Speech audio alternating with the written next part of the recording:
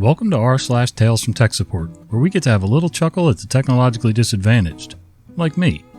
I'm Uncle Reddit, and have I got a story for you. Well, I did it again. I just did an entire episode of Tales from Tech Support, and went to stop the recording only to realize that it wasn't running. So, you hopefully get a more polished version now. Although my blood pressure's about up to here, I just stopped everything, went downstairs, ate like a half a gallon of ice cream, some kind of triple chocolate, whatever. Haven't had ice cream in quite a while. Fat, drunk, and stupid is no way to go through life, son. And now, the good news is, there was no cats on the first, what I thought was a recording, and now we got two of them. Yep, Nickel's the white and gray, Dime is the black one who is, I don't know what he's doing, just chilling. Alright, let's read some stories. Fix the connection. The training's already started. This just happened to me and I thought it would be great here. A group at work had a meeting set up for some training with an outside vendor. The vendor's working from home. Lucky them. While the rest are in a training room in the office. The people being trained barely know how to log onto the systems. They had me come on site. Well, my desk is just across the street in another building and no work from home for me, to help get them all signed into the systems. The video was a little pixelated and lagging when they started. Thought it was just a slow connection and didn't think anything of it. Got a call shortly after I left helping everyone get set up that the presenter was having issues controlling the slide deck, which was on the presenter computer in the training room, and demanded that I fix it. Advised that the building's internet wasn't the issue. 100 meters long, 5-story building with several hundred desks, and only this one presenter's having issues? Yeah, not likely the network at the office. And had the presenter reboot his home router. Got an email back after about 15 minutes that they're all working. Don't know why people never think their home connection with the cheap cable modem, router, Wi-Fi combo boxes as being the cause, and think it's the corporate systems with the dedicated hardware that's much more reliable. I don't know, man. I've been in some corporate settings where the equipment wasn't any more reliable at all. It was just a matter of somebody's getting paid to keep an eye on it all the time. At home, I have no problem with my cable modem. It's, it's a tried and true standard in-home cable modem. We run gigabit internet service here. Our service is stable. We're in a location where we don't have to worry about a lot of bad weather issues and things like that. No matter what, you got to do some power cycles every so often, just keep things fresh and don't assume it's everybody else's issue. Sometimes you got to work on your own stuff first. Oatmeal Lady. I'd like to make my contribution to the stuff that shouldn't be in your PC category of tales. I used to work in a PC repair shop in a small town, aka the only PC repair shop within an hour's drive. One rainy day, my coworker was present and we were chatting, working on stuff, and just generally having a pleasant day. In walks this young woman with her PC in a trash bag, which didn't immediately set off alarm bells for me seeing as it was raining. I was closer to the front door, so I greeted her and asked what was wrong. She explained how it was a custom PC built by a friend a while ago, and that she was afraid to turn it on. Now I'm a bit worried, and asked her if she accidentally spilled fluid into it or if she saw the infamous magic smoke. She just shook her head, then proceeded to untie the trash bag. The smell was horrible. I can hear my coworker gag from the room next to our front office after a moment of silence. I just stare at the young woman who had brought this PC into our tiny, poorly ventilated shop, too stunned to speak. She explains, "Yeah, I spilled oatmeal in it a few days ago, so I left it outside in this bag. I was hoping it would harden and I could, chip it off." Now, it was summertime, of course, and where I live it must have hovered around 90 to 95 degrees Fahrenheit that week. This oatmeal was made with milk and must have curdled in those temps. So when she opened this bag, all hell broke loose for your nostrils. Apparently, the PC sat next to her desk where she ate breakfast. She knocked her fresh bowl of oatmeal directly on top of the PC case. It dripped through the radiator, up her fans, down the motherboard, and onto the graphics card. One big, horrifying, goopy mess. Fortunately, the client immediately unplugged the PC, so it somehow wasn't damaged. Though cleaning it took my coworker and I hours as we kept having to walk away. Nonetheless, after a whole thing of contact cleaner, a soft bristled toothbrush, patience, and some gagging, it was clean and turned on. Though I noticed corrosion on the inside of some of her graphics card's display ports. When I asked the client about it as I couldn't figure out what happened there, she said her toddler occasionally played with the display cables, putting them in her mouth, then plugging them back in. That wouldn't cause any harm to it, right? I brush her teeth.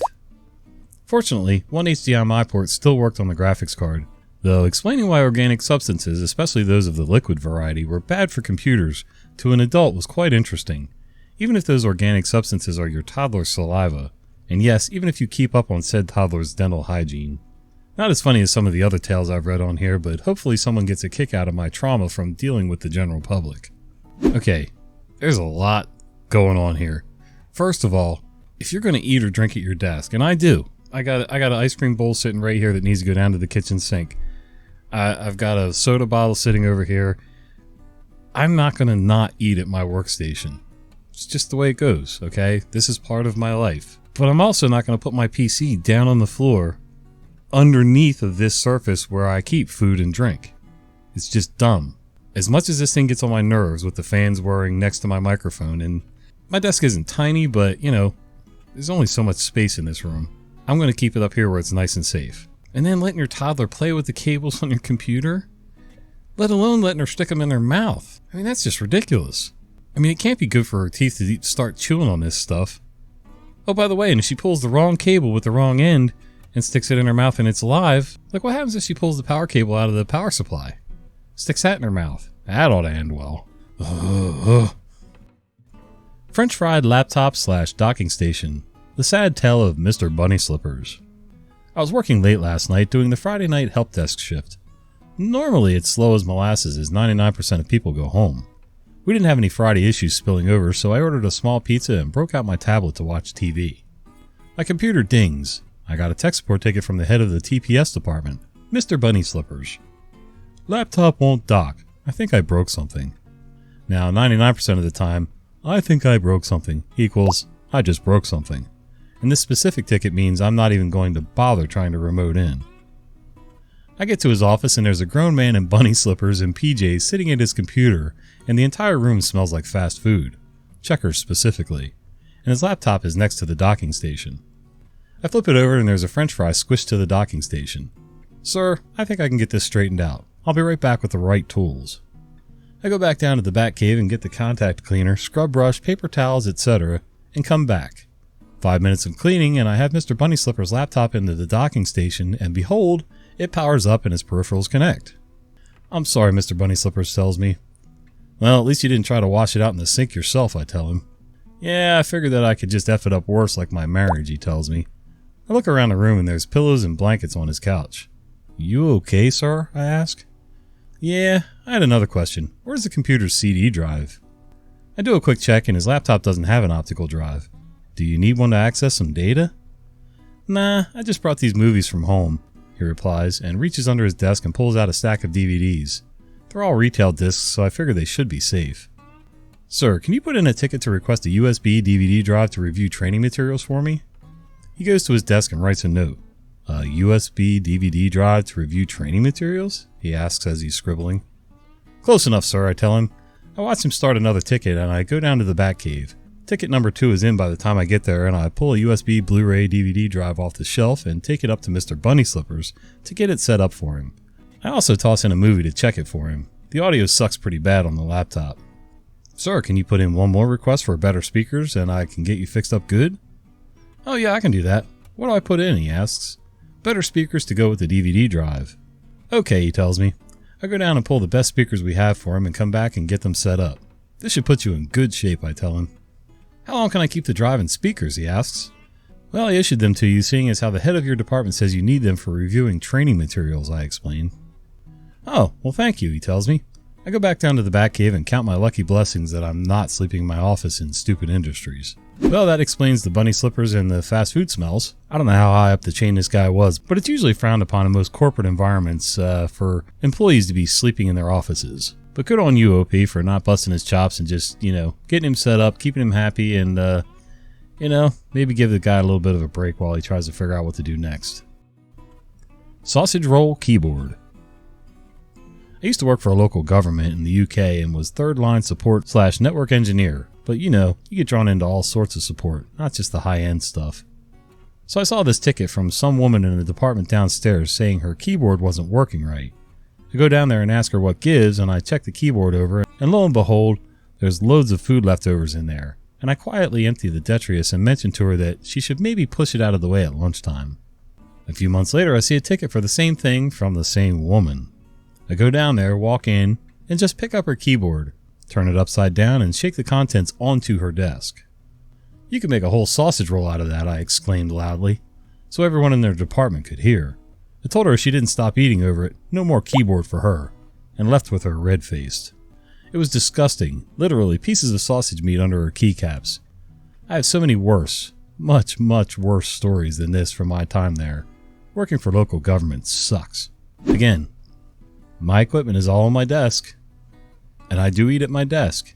And if I'm not lounging back in my chair eating, which is nowhere near my keyboard, if I am sitting up, I'll take my keyboard and move it back under the monitor. Problem solved. I also have a laptop that's been sitting in my shop for about 7 years, until I just did an upgrade on it and a cleaning last month. And before that, I had never turned it upside down, took a brush, compressed air, nothing to it. Not even to the fan, nothing. Took it all apart, cleaned it up. In order to take this one apart, you have to take the keyboard mat off. And, you know, it's just the keyboard, so I turned it upside down, tapped it a little bit, brushed it, blew some air through it, tapped on it some more, and some crap fell out, but nothing like this guy described, and it's been sitting there for 7 years. I mean, she's just nasty. If it's too large, then why is my computer able to access it? I recently received a phone call from a user experiencing low disk space. I ended up having to explain why storing 4K video on a low-end Chromebook does not make sense. Me, I understand that you want to have a local copy of the video available, but the file is too large and your computer is not capable of playing 4K video. I can convert the file to a lower resolution for your Chromebook. User, no, I don't want you to convert the file to a lower resolution. I want to be able to view the files as I always have. Me, did anything change recently? User, no, nothing changed. We have the event once a month and the videographer gives me the original file on a USB drive and I copy it to my computer. We almost didn't get a recording of the last 4 events because the last videographer quit and we had to find a new one last minute. Me, looking at the file size of the videos, I see what the problem is. Your new videographer is recording at 4K resolution. This produces extremely massive files. Your old videographer was recording at DVD resolution. User, yes, I want high resolution just like my DVDs. Me, this is not just like your DVDs. It's considered ultra high resolution and you don't own any equipment capable of playing that resolution. The files are too large for your computer. I would suggest keeping the original on a USB thumb drive and I can create a DVD resolution file for you to keep on your hard drive. User, if it's too large, then why is my computer able to access it? Me, your computer simply plays the resolution it's capable of playing. User, I have a meeting in 5 minutes. I'll have to call back, but I find this extremely unacceptable that suddenly my computer is now unable to play high resolution video when it worked perfectly all last year. Goodbye. Goodbye. I'm going to put this one all on you, OP. The minute you realize this guy had no idea that 4K and DVD quality videos, created vastly different file sizes, that's when you should have stopped right there and said, listen, if I can give this to you in the same quality that you're used to watching, would you be happy with that? And as soon as he said yes, do the deed, be done with it, walk away. Some people you just cannot explain this stuff to. It's too abstract for them, they don't get it. And listen, I'm a hammer and nails guy. I'm a carpenter by trade, so some of this software stuff, like I'm looking at Raspberry Pi stuff just because I like gadgets. Some of the stuff they make with these things is very foreign and abstract to me. It's hard for me to get my head around it. So I can understand where somebody that knows nothing about computers at all would have no idea about the resolution differences in Chromebooks and all that. So, well, hey guys, no sense in letting the fun stop now. Go ahead and click this video here. See ya.